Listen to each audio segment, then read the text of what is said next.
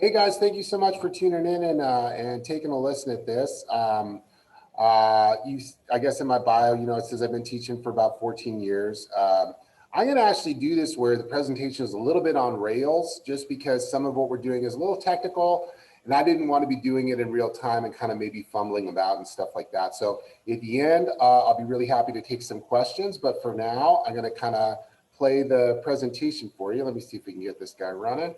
Looks like it's working there. Yeah. Okay, cool. We're going to get part one going. We switch that. There's a couple of reasons I wanted to work with podcasts. I mean, I would just say one thing that's real important to me about podcasts is that for me, they just form an excellent form of continuing professional development for me.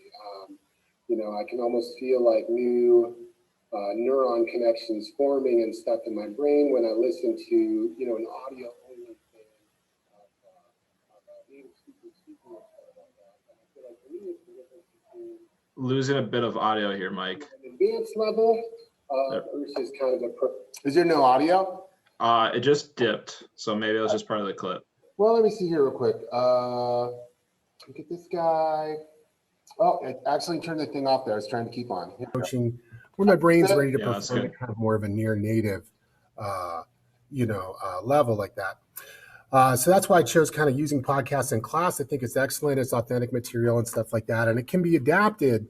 Even things that at first listen, you're like, well, there's no way a third year Spanish student could really work with this or something like that. They can be adapted. So the first thing that we do is we're going to grab some audio, and you could use a webcast of your preference here. I really like Screencastify. And the paid version, which allows you to edit, which we'll see in a little bit, really doesn't cost all that much. And like our school actually purchased that for the entire building. I've used it just where I paid out of my own pocket, and it seemed like a pretty good deal. So let's take a look. We're going to record.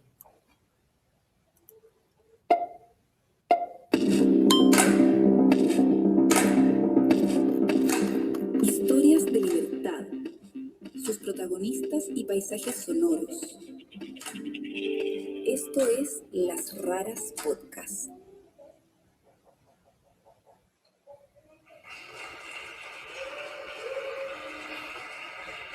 Gracias. Buenas tardes. Bienvenido. Okay. There's a couple of reasons I wanted to get rid of this guy. Let's move on to part two here real quick.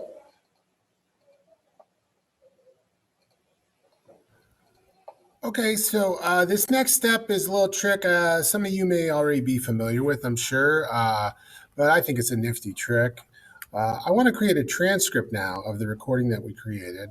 That'll help me as I design other activities, and also, you can always present this as pieces of it or the whole thing as like a listening that's a cloze, and the students can listen and try and identify the words that are missing. So let me get out of here. Let's make this small again. All right, so we're going to start by going to Tools. And then we got voice typing. And we're going to choose Spanish. This step actually would not need to do for Las Raras because they make transcripts available. But, a lot of podcasts don't, so just to demonstrate it. Here we go.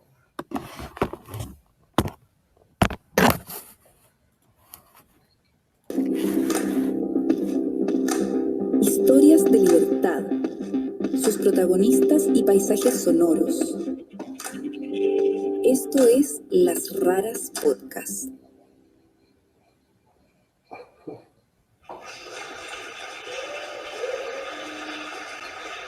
Gracias. Buenas tardes. Bienvenidas y bienvenidos a esta fiesta del amor. Hoy tenemos muchas cosas que celebrar.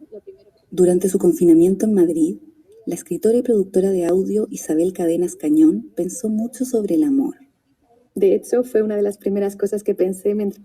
So you notice it makes little mistakes here or there. It was making mistakes, particularly in the intro when there was music playing in the background. But that's not a big deal.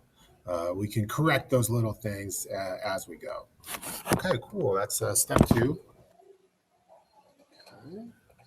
Okay, so this.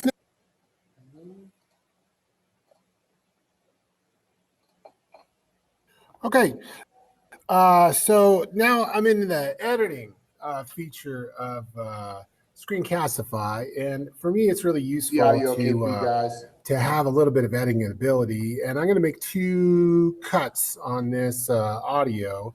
One is for reasons of length. I just don't want to give the students an overwhelming amount of material. And then the other one is, this has happened to me several times, where you'll have a segment of a video. I was using the Netflix show Altamar, and there's one scene that's really great when they're getting on the boat and stuff like that.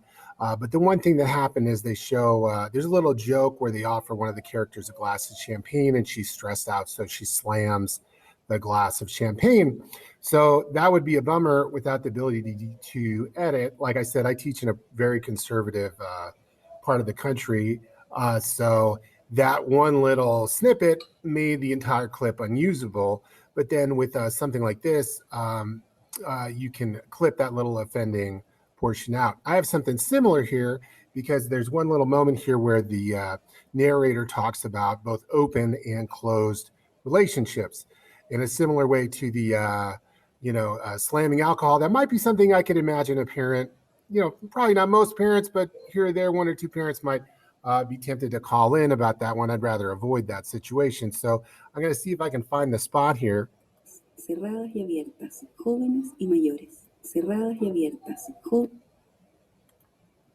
cerradas y abiertas, jóvenes, orejas, cerradas y abiertas, cerradas y abiertas, jóvenes, cerradas y abiertas, cerradas y abiertas, hojas, cerradas y abiertas, hijas, cerradas y abiertas, jóvenes y mayores, parejas, cerradas y abiertas. So it seems about there where I want to make the cut like that. So I'm going to leave a little marker here. I'm going to cut. Okay, now let's see, where's the ending? Entrevistó a muchas parejas, cerradas y abiertas, jóvenes y mayores. Parejas, cerradas y abiertas, jóvenes y mayores. That's nice on that one because she gives a little pause. So we're not too worried about cutting into the next word. Let's see if that's a good cut there. Okay, we're going to ditch that clip. Let's see how it sounds. It's not going to sound professional, but... Ha escrito artículos, ensayos, entrevistó a muchas parejas, jóvenes y mayores. So that's pretty acceptable. It's not professional editing, but pretty good. Okay, and then like I said, the other cut is for length. I'm not going to show you that, just in interest of time.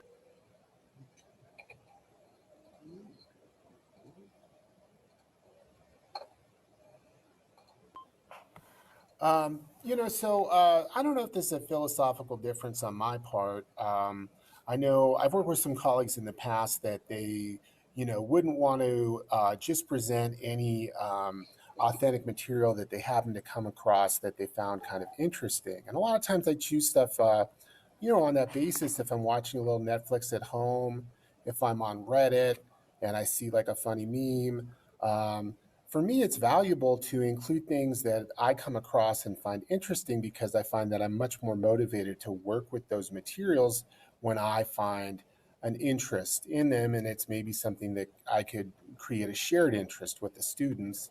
And so, they'll have some key vocabulary in this material that they're unfamiliar with, that we haven't studied. And there'll also be a lot of verb forms that we haven't studied, those verb tenses, and I know some teachers would be like, oh, you can't, this includes, the conditional perfect, and your third years haven't seen that yet, so you can't use this material. But I find by, glossing within the text for unfamiliar tenses, and then also just, highlighting a little bit of key vocabulary, you can get them to negotiate an authentic text. And I don't like to limit myself so much. So like here, what I've done is I've created a set of flashcards. I've got about 19 terms on here that show up in the reading. So yeah, we got those guys right here. So that's one part of what we're doing. So maybe I'm going to ask them to go through the flashcards maybe 2 or 3 times. The second time that they go through, if they aren't able to provide the English definition for a term on their second attempt through the cards, I would ask them to then, star the term And then on their third attempt, they could choose to only study the starred terms like that. And then another thing that kids seem to enjoy on Quizlet is the Quizlet live game. So that might be a second step after they've had 3 tries to work through the flashcards. Maybe we switch to Quizlet live and play that game, which can be a blast kind of if you haven't tried it before. So the next step after that, I want them to continue to familiarize themselves with the key vocabulary, which they maybe haven't seen before. So now I'm going to ask them to get into groups. You know, they can divvy up the work of the 19 terms, and I want them to do a Google search for the terms on the list, but I want them only to use the results that come from news. The reason I like telling them to use news is that there's usually, high orthographic standards. And also, when you just search Google, there's so much language that's either created by students of the language or created by a website that's trying to teach the language. So it's very often you're running into inauthentic language like that. So this would hopefully help. So here's the instructions. They got to do a Google search. They got to look in news for results. They want to find a little sentence fragment that uses the term in the same sense that it's defined in on our flashcards. And also it should be a fragment that they can understand what's going on without just plugging it into Google Translate. So here's the one I did. I don't know if they could quite do this one by themselves. I might have cheated a little bit. But here I got La leyenda del jinete sin cabeza. And then we got Los hombres de campo aseguran que hubo experiencias muy recientes de que sus apariciones. Because we're talking about like an apparition like that. And then so they're going to follow up. And they're going to work on that at group, and we can go. I don't know if this is a philosophical difference on my part. 1 second. Sorry, that was 4. Here we go.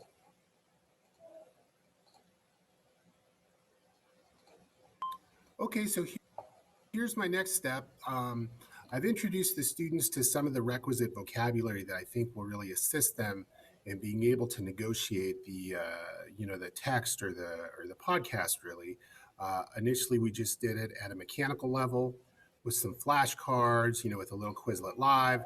Then they were doing some, short reading in a sense as they were doing the internet search, looking for the terms used in context. Now I'd like them to increase the cognitive difficulty of the activity where they're still working with those same terms by doing a little speaking. And the tool that's really useful for me for this is Extempore. I value Extempore. One of the reasons that I do it is that I found that it's very useful for me in improving the amount of on-task behavior when we are doing speaking practice.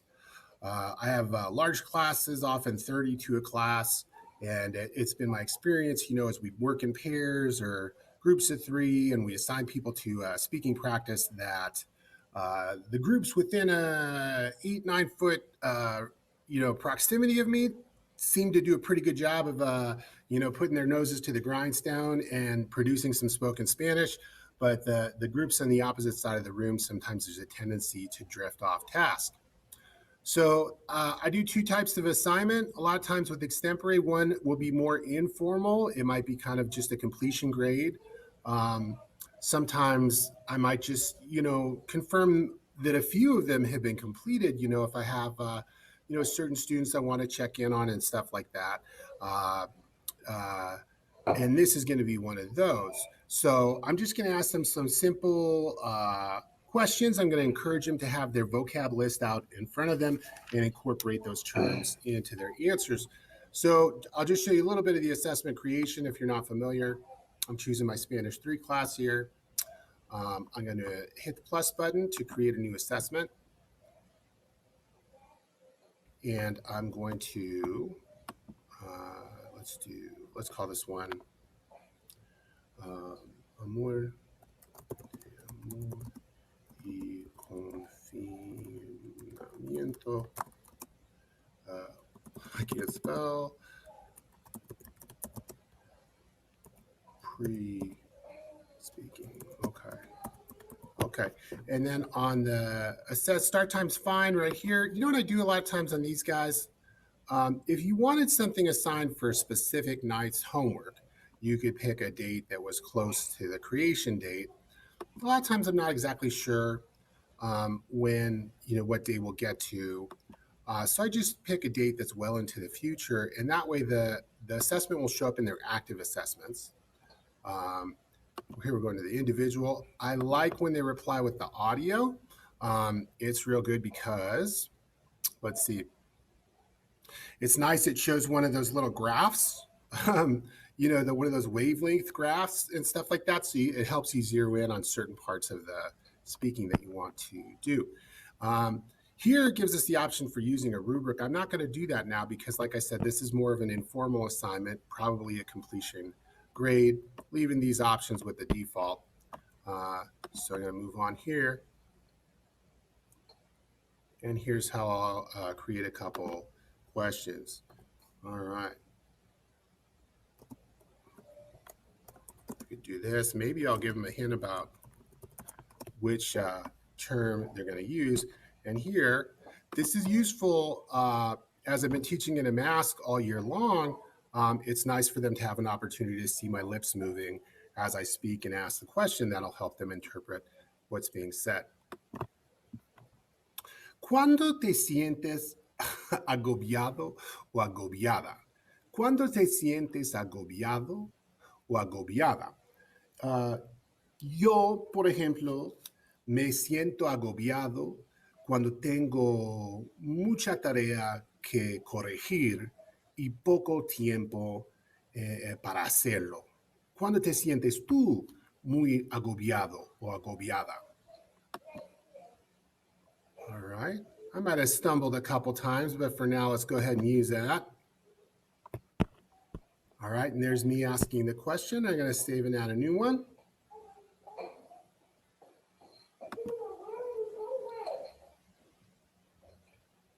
I think in the interest of time, I'm going to move on to the sixth one. I think, as most of the respondents were saying, they're familiar with the thing. Okay. We're going to go ahead and. Here's me asking a question. Okay, here's just a funny side note. Again, I like this. Okay, here's just a funny side note. Again, I like this editor. I'm sure there's many other editors that you can use, but on Screencastify, before I even noticed this, was that on the Las Raras podcast homepage, in the upper banner area, there was kind of some artwork that was kind of a depiction and exploration of the female form in a way that maybe wouldn't be super appreciated. As I mentioned, I teach in a pretty conservative space. So it was super easy, though, using this tool here to crop this. And it took about 7 seconds to remove that material right there. So that's just kind of a side note there. Okay, let's take a look. Now is the portion where the students are going to be interacting with the transcript and the audio and doing some work with that stuff. I created an exercise here. I have a subscription to Kia.com. For me, it's an intuitive and easy to use kind of quiz building tool. But you could do something really similar using Google Forms. And most of my colleagues, that's what they would do. They would create it in Google Forms and you administer it over Classroom. Here's my first question. It says, primero toma una pausa para subrayar en tu versión de la transcripción todos los cognados que se encuentran. I always really like to start with cognates. They're super important. So many of my students begin with kind of a false conception that they either 100% know something or they 100% don't know it. And focusing on cognates is the way to kind of subvert that idea and say, hey, look, there's many, many things within this that you do recognize, that you are familiar with. So I'm asking him to underline, and here's my version. I'm not 100% sure of the, if I got that 100% correct, but I got pretty close right there. I got about 36. So now they're supposed to say, ¿cuántos cognados hay? Let's say they put in an answer that's kind of off or not very thorough. Okay, so now it's going to say, hopefully you're guessing more than 20. Oh, okay, so let's go back and fix that. Let's say they got one pretty close to what I got. Let's say they say 34. Okay, so I gave some parameters there that they had to get at least close, and there's some feedback there. Now we're on to the cloze, right? Oh, no, actually still with the cognates here. It says click for every time a cognate exists in the podcast segment for the words listed below. Okay, so I think we had sorprendiendo, we had prensa, we had anunciar, we had relacionarnos, we had gobierno, we had confinamiento, we had naturalidad, sofá, and that guy, we had cuestionar, and that's it right there. Okay, great. So we got those.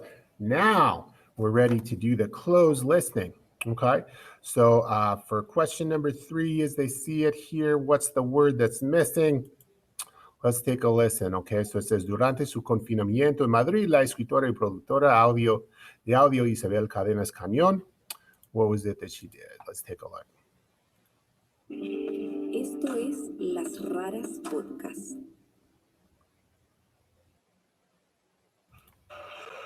Gracias. Bienvenidas y bienvenidos. Durante su confinamiento en Madrid, la escritora y productora de audio Isabel Cadenas Cañón pensó mucho sobre el cañón. Okay, so that's what we're looking for is right this moment right here. Hey, one thing I forgot to mention, one of my favorite things about this type of recording, and I'm sure you could do this with YouTube or other players, is your ability to change the playback speed. I only teach Spanish 1 through 3, so for me, almost always 0.75 speed I think is going to be the most appropriate speed for them to work with. You could slow it down to 0.5. For me, it gets a little distorted almost and garbled when you go that slow.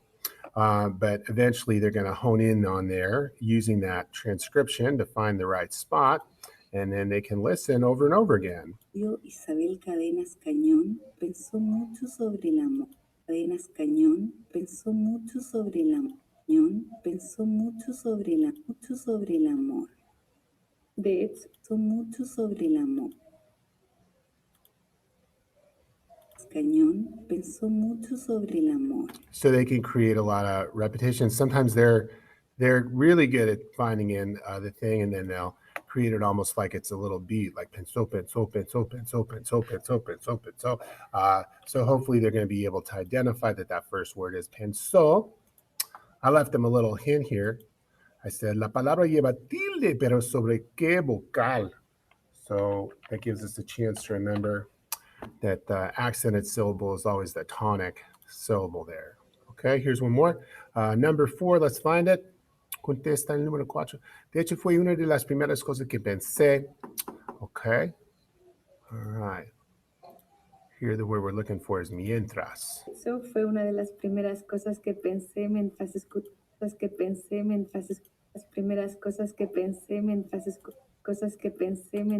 If they really wanted to, they could even try that 0.5 playback. escuchaba la rueda de prensa del presidente. Cosas que pensé mientras escuchaba. And hopefully that'll help them get to mientras. I want to introduce mientras right now because soon we'll be tackling the preterite and the imperfect, and so that's a really important word in the imperfect. So they'll plug that guy in there and you get the idea. All right. Okay, so then as they complete the cloze here, the last thing I'm going to leave them with, I've already done a little bit of informal speaking using the key vocab that they'll use to interpret the document. But now I want to do kind of a little bit of a formal assessment on the same project here that we're working on. So I'm going to leave them some prompts that they can use to kind of begin to prepare for a formal oral assessment. This is describing in general terms topics for which I'll have a more specific question.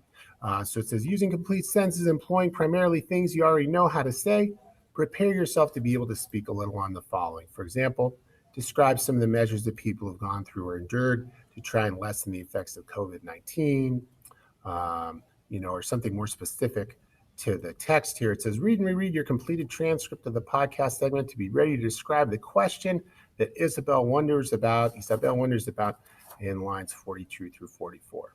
And the last little segment here, I'll show you how I'm going to construct that formal assessment on Extempore. Here we go.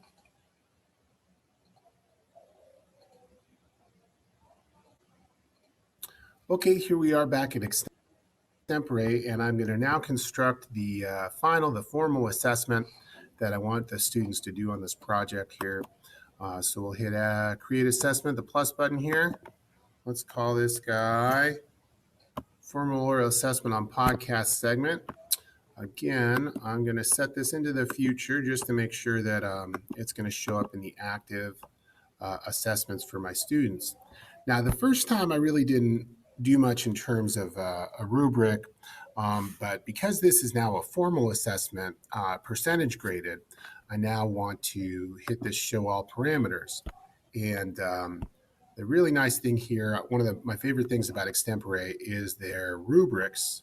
So once we click that, yes, I will provide a numeric score, you could create your own rubric category by category, but the really handy thing you can do is save one general rubric. And you can see here the categories and the point values I've assigned, and you can customize your own, of course.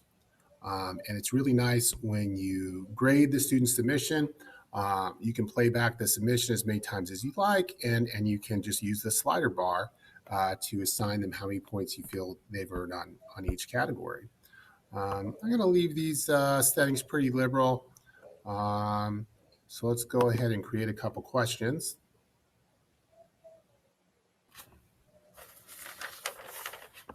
All right, so here we go. One, it's an original title. Okay, here we go. ¿Por qué tiene que estar en confinamiento Isabel? ¿Por qué tiene que estar en confinamiento Isabel?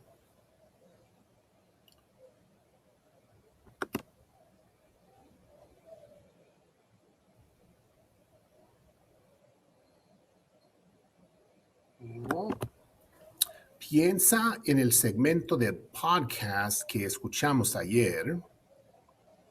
¿Por qué tiene que estar en confinamiento Isabel? ¿Por qué tiene que estar en confinamiento Isabel? All right, use that video. I got a question ready to go that I can grade with that rubric. Let's do one more maybe.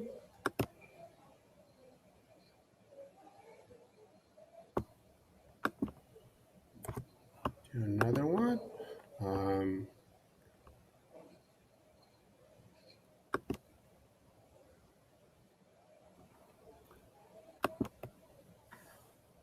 ¿Por qué siente alivio Isabel durante el confinamiento?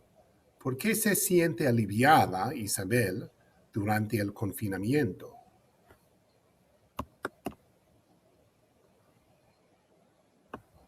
All right.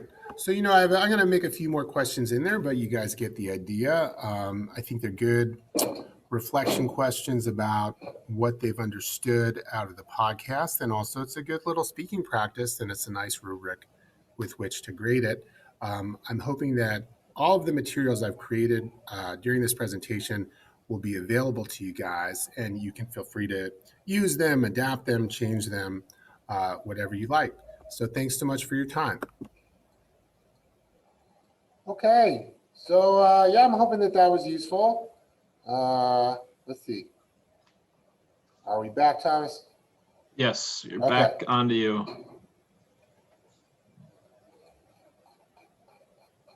Yeah, if there are any questions, I'd be happy to take any questions if you guys have anything or.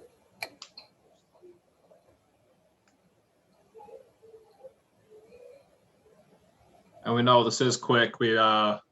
We set it up through video just because it be easier to get through, less jumping around through different platforms. So okay, here we are back at Extempore. No, didn't mean to do that. Yeah, we got one question now, Mike. So Christina's wondering, do you set a timer to their answers? Sometimes I do, and yeah, if you want to, like, for example, ensure that they're not hurriedly using another tab to put a sentence into Google Translate or something that they could recite right back to you. Yeah, definitely there are times when I do set a timer like that.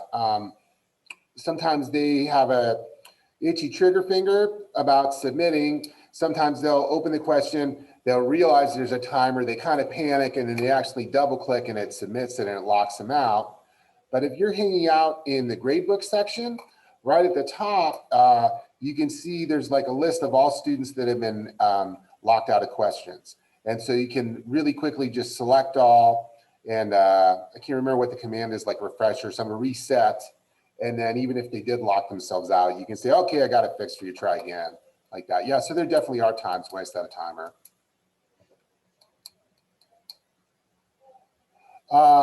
The Screencastify software, so if you, I think if you go to screencastify.com, you can get the free version, which will allow you to record up to 10 minutes in length.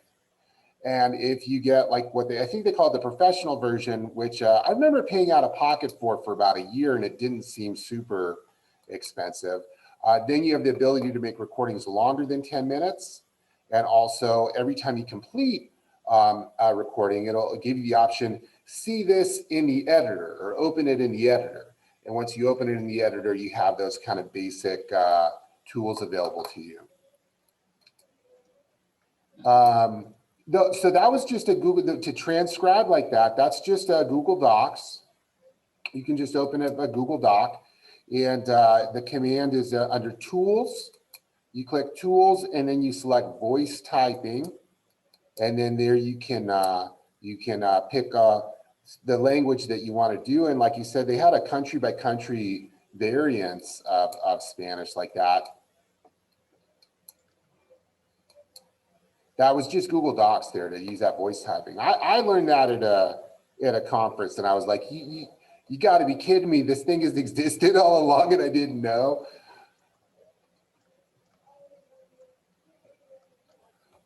You know, on the attached documents, you guys, I did share, just kind of came to me as a little extra bonus activity, which was a little karaoke assignment. I included those materials because it was similar in so much as I was using Screencastify to edit short little videos to make the pieces of the assignment. And then they were using Extempore to do their work. And if for just a half second, if I can, just real quick, I want to show you some of the end product is just beautiful. So I'd encourage you guys, if you'd like to, that karaoke assignment is on there also. Give me 1 second. I just want to play like 5 seconds of this. It was great. Let's see. Okay, where do we go? Okay, here we go. Like, here's one of my guys. Te quiero tanto, tanto, tanto, tanto, tanto. Para mí no hay igual. No lo hay. Te quiero tanto, tanto, tanto, tanto, tanto de amor que ya no puedo más.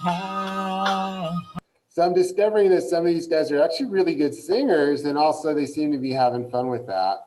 And that was a similar thing. So like I took the karaoke track, I just had them sing the chorus. So, you know, I just edited down the karaoke track to the relevant 30 seconds so they could play that in the background as they're recording themselves on Extempore to make those little karaoke recordings. So that was fun, and that's included in those materials if you'd like to look at them.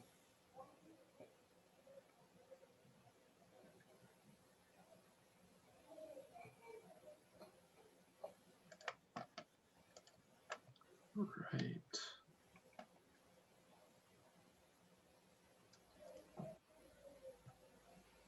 Anything else, guys? Yeah, anything else? I know it's probably a lot coming at you pretty quickly here, but I will quickly. If you are interested, I know a couple people dipped, but if you are interested in all the stuff that Mike showed off, I've already added it to that main page for this whole webinar series this week. So that has all of the recordings, list of different podcasts. What else am I missing? Oh yeah, that's a real valuable thing. If you're interested in podcasts, I put down about 12 of my favorite podcasts in Spanish there. Also, the auto timer light just shut off on me. One media group is called Sonoro, and Sonoro produces over just like 20 podcasts themselves. So if you look at Sonoro's page, you'll probably find a bunch of stuff. And I listed a lot of my favorites there. So that's kind of towards the bottom of that document. But yeah, there's some really good podcasts there to check out. So if there's nothing else, that's fine. We can wrap it up here. Again, there's a quick survey at the end. Let us know what other content we can cover in the future. You guys seem to be getting a lot out of this, and we hope to continue it. Yeah, thank you so much, guys.